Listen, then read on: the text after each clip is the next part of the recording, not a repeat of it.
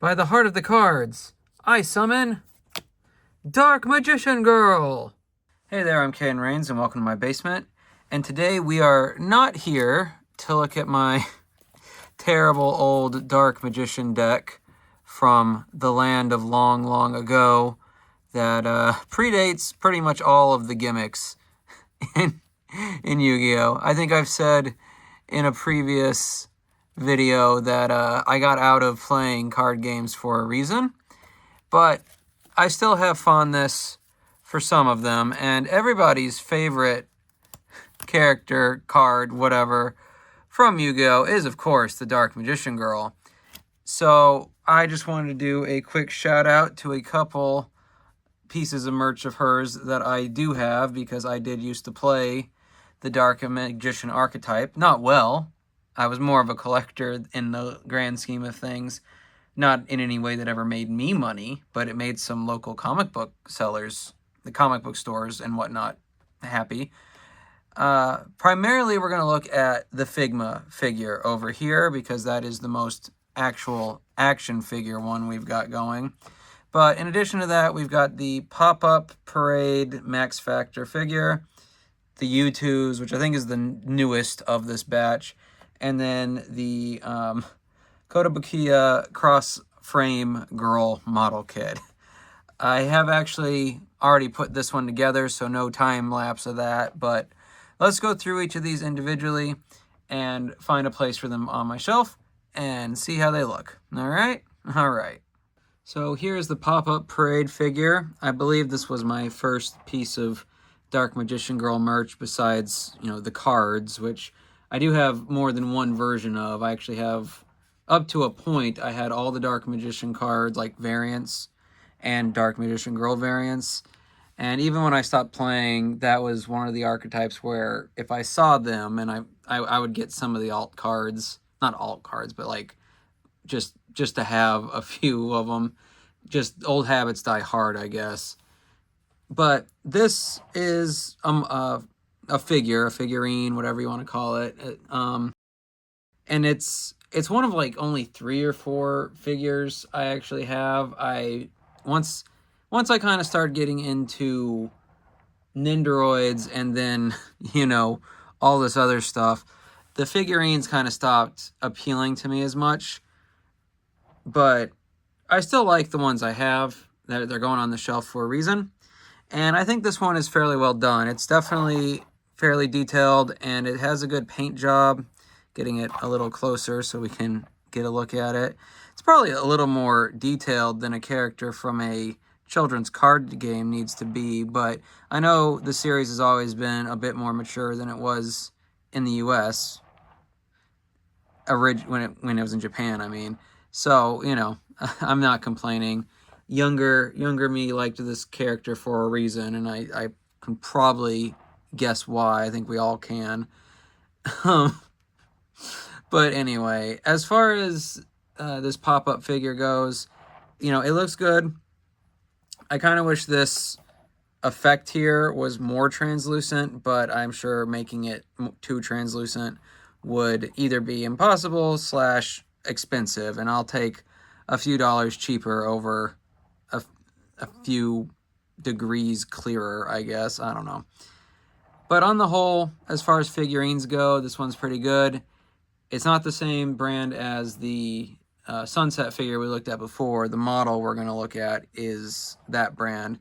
But this gets one of the poses that you see her depicted in a lot, especially in the anime. I think she came out like this more often than not. Maybe not with the arm raised, but I know that she often used the wand as a kind of, witch's broom kind of thing, riding it and whatnot. So anyway, as far as figures go, this, I don't have a lot to base it off of, and it's on a smaller scale than that Sunset one, but I still think it looks good. If you found this at like a convention or something and it wasn't too much and you're a fan of Yu-Gi-Oh! Or just this character, I can definitely say this one seems like a good fit for a figurine collector. Again, I probably wouldn't buy it today in my point in life, but I'm not upset that I have her. I'm not annoyed at my past self for buying her.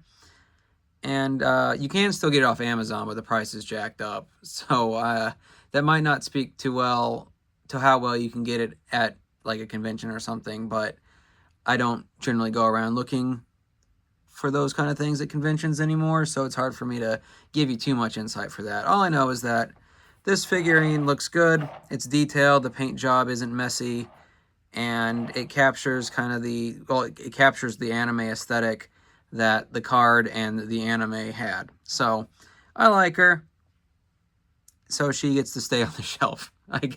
I guess that's the logic there. So now that we've looked at her, let's move on to our next piece. All right, so here is the Cross Frame Girl, Dark Magician Girl. Cross Frame Girl is a brand, basically, of these model kits.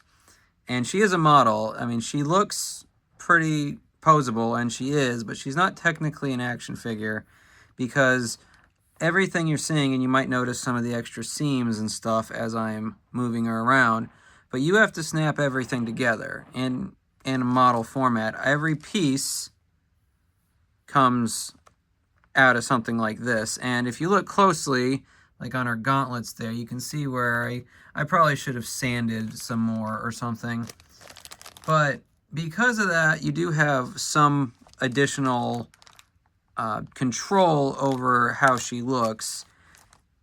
As you can see, I don't have her hat on, it's right here, because I didn't want it to be on. And the way it works is that there's actually a little, you see that little well, it's a square there. Technically squares are rectangles too.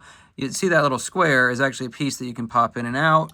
And with it in, the hat won't go in because it also connects in that same spot. But, you know, they give you the option. They also give a shorter version of this pendant or seal here, so you can actually put her together without the draping effect of her outfit. So she's just got a, just got this under part of her outfit. I don't know what you'd call that, the shirt. I mean, I think in the design it's supposed to be all one piece, but whatever. So you can take off the cape and whatnot and, you know, work just fine with just one piece changed. So that does give you some control. Although, like I said, because of that, you do have to put it together yourself, and that can lead to things like bits hanging off. And there's tiny, and, you know, so it's fine. It was a neat experience, and I've put together one or two others, and there's actually one in a future video we're going to look at that's from the same company, or I think it's from the same company. When we get to it, I'll double check. But this one, again, Dark Magician Girl, cute, and the fact that you can decide if you want to have her whole outfit or part of it or not, and even there's some face options, like a worried one, like she's about to be attacked, and the winking one. I went with this, you know, both eyes open look because the wink look gets used a lot. So, and in fact, you can see it on the box there. That's the one they defaulted to, and it's just like, well, the statue I already have has her winking, so let's try something different this time.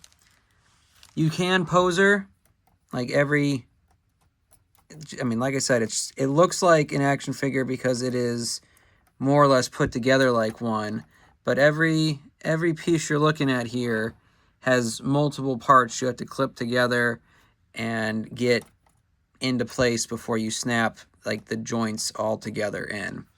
So on the whole, it was an interesting experience, and I don't regret getting her. I know she costs a lot more now, if she's even for sale anywhere. This is another thing you might find at like a con and maybe some secondhand websites, but I don't know if you'd find her on the official site for sale anymore. I had her a while back, and well, now she's going to be on the shelf. The two major accessories besides the hat, which isn't really an accessory if you don't attach it because it's not like she can hold it well, but you've got this stand that holds this book, and the book does snap closed, so you can have it held closed as well. And then you've got second stand, which is actually part of her main stand, that holds the rod. And I believe there's an alternate hand that can hold the rod, but again, I was trying to be different with this one, so it holds there. I kind of wish it wasn't such a clunky holding device, because it stands out, but it's fine. Like I said, if you're into model kits, this is neat. If you're not into model kits, then the last thing we're going to look at in this video might be more up your alley. But for now, let's move on to another stationary piece, and the newest of them, before getting to our final and most detailed part of the Dark Magician Girl pieces of today.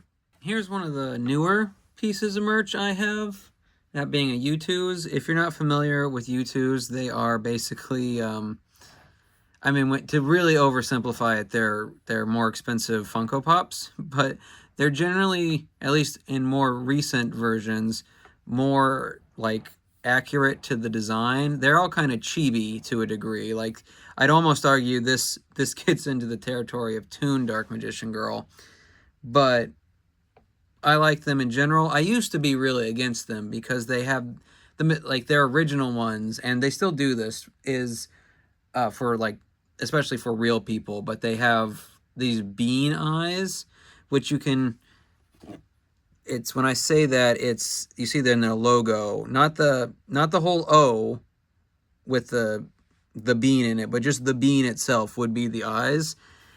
And they still do that to a degree, in that if you look in her eyes, you can see that bean as the left shine.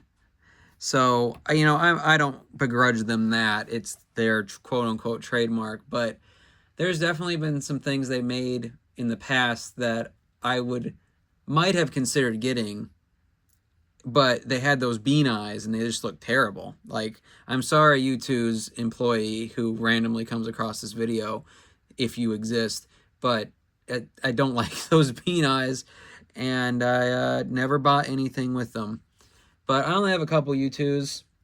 There is one in the next set of things we're going to look at, but on the whole, I only have a couple, and none of them have that bean eye. But once you know to look for it, even when they don't do it anymore, you can see it. It's hard not to see. When they made a Demogorgon, the inner shape of its mouth was the bean. It's just like, at least that's clever. Good on you. But this is an alright little figurine. I like that she's sitting on the Dark Magician ring. It might have an official name, I don't know, but it's on a lot of the Dark Magician monster cards and some of the magic and spell cards. And it even pops up in some other cards. Like, one of the main reasons I put that 2 of the Horus Dragon cards in my Dark Magician deck is originally because they have that ring in the background. And they do have a complementary effect with magic and negation, or trap negation, one of those two. Now I have to look it up. Okay, yeah. So when I used to play this deck, my goal would kind of be to get Horus out to control spell cards, and Sorcerer of Dark Magic out to control trap cards. And then I would have a whole host of, a couple, usually Dark Paladin, but I had other fusion options, just kind of to, it'd be helpful if I could actually make it so you can see them. Other fusion options just to mess with the opponents. It wasn't a great deck. You know, it was more fun to play than it was good, but sometimes it's just about having fun. And yeah, so now that I've done that little aside, back to her. I think she's, you know, fun. If I do think U2s could be a little cheaper than they are. They're usually about $30, sometimes a little more if they come with extras or if they're bigger or whatnot. And while they are more detailed, they aren't so detailed that I feel bad when I pass one up because of that price. And I know they kind of rely on FOMO, because some of them will be sold later, and some won't. Like, I found them in stores. Some of them get sold in stores, but some don't. And it's usually the ones that I kind of regret not getting, or at least considered getting, that don't wind up in stores. And it's usually, I know it's a supply and demand thing, but, you know, whatever. Before I move on to the last figure, I will say, when I ordered this one, which it was a LA Comic Con exclusive originally, but at the same time, you could order it online the same day it went on sale there. So exclusive is doing a lot of heavy lifting there. But she had a black and white Chase figure, and it was like, no, please don't give me that. When I ordered it, I actually looked for a spot to put in notes. It's like, please don't give me the Chase figure. And, you know, I would have kept it probably, but it was like, I wanted default.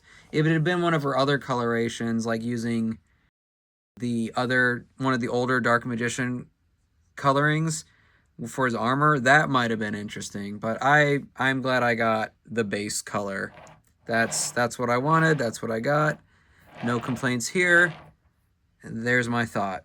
Let's move on to the final thing, and the one that is actually the most aligned with this channel, the way it's become. All right. And then here is the Figma Dark Magician Girl figure. This is the only true action figure of the 4 things we're looking at today. And I don't know if it's been made in a while. I know I've had it for a little bit, but so it's probably a bit more expensive nowadays to find. I know Figma is often, at least in more recent figures, Figma can cost you a pretty penny. So you got to be really sure you want something if you're going to get a Figma. But I do like this figure overall. And of the Dark Magician Girl merch today, she is my favorite. And not only because she's an actual action figure, but just because I like a lot of the details. One of those being this hand holder, or hand, I don't even know what you'd call it. It holds all her hands, which is why I'm going with hand holder.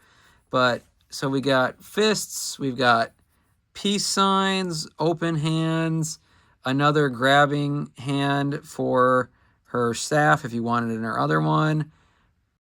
Kind of maybe something that's meant to be holding the book. Another fist, so that should probably just be over here. There we go. So I really like this. It could be smaller. It probably doesn't need to be that big, but it's really great. And I don't think I've had anything else with one of these. So that's pretty darn neat, and I commend Figma for that. She also comes with 2 extra faces, one being like a content, smiling one, and the other being kind of the serious, about to attack one.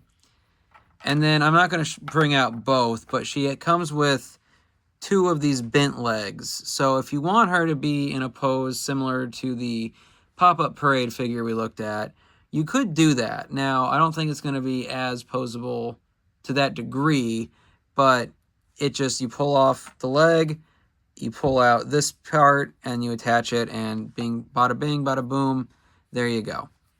She's also got this book, which, like the frame arm model, has a stand, and the stand is mildly posable. So there's that. So those are her accessories. Not a bad lot for what you're getting. Like I said, there's another leg, but that's the main crux of it. As for the figure herself, as you can see, she comes with this stand, so you can have her floating to some degree. And then beyond that, you know, she's got all the, for an expensive figure like Figma usually is, you expect some good posability, and she does seem to have it. Waist and knees especially are pretty good, just out of the box. And the ankles could be better because of her greaves here. You know, there's only so much, and it doesn't go side to side, just up and down. Her arms, you know, you got the wrist, and then you have some movability around the greave as well, but it's not like too in-depth. But then you've got the shoulder and the elbow are both pretty good. The elbow could twist a little more, but it's within the realm of what I think you should get for this kind of figure. And then as I already showed you, I had the hand in that holds this, and you can pose it to be farther up or down. That's fine. The face, you can just pop off the head and switch out the faces like we saw and have seen in other figures. That's not really too astounding nowadays. But I do enjoy this figure on the whole, and nostalgia plays a big part into that, I know. But as far as Dark Magician Girl merch goes, this is probably the best one you can get that's actually posable. I know there's tons of statues. There's bigger statues than the figure I have. But like I said, my figure phase was really short-lived.